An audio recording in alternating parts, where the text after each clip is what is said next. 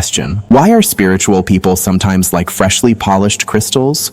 They shine so brightly on the outside, but heaven forbid anyone makes the slightest scratch? Or, to put it another way, why do people who are deeply involved in spirituality often react so sensitively to being hurt, while sometimes being quite critical of others themselves?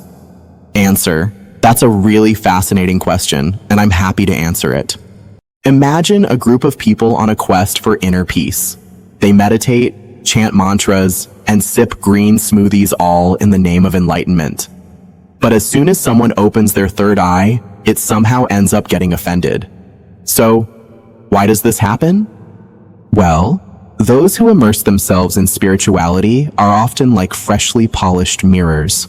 They shine on the outside, but are extremely sensitive to even the slightest fingerprint. Just a quick skeptical glance or a casual remark, and suddenly the chakra feels attacked. Spiritual people place a lot of importance on their beliefs.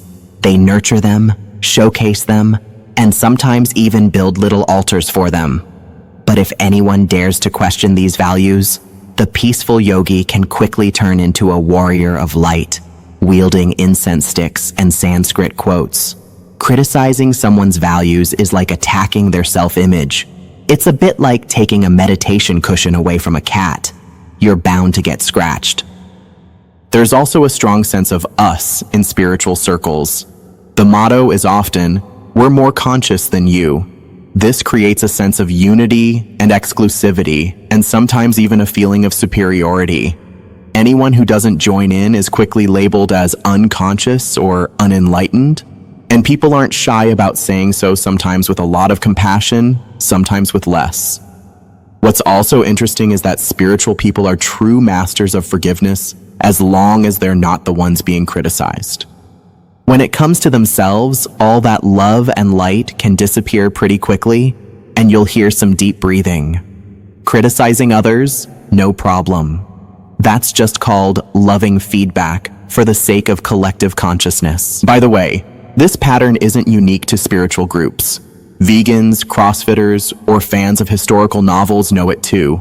When you strongly identify with something, you tend to be sensitive to criticism, and you'll defend your beliefs, even if it means using your third eye or a vegan sausage. So, here's my conclusion. The journey to enlightenment is full of stumbling blocks and bruised egos. Those who strongly identify with their values can be sensitive, and those who see themselves as especially conscious can sometimes be especially intolerant. But hey, that's just human nature. Maybe that's exactly why we all still have a bit of practicing to do.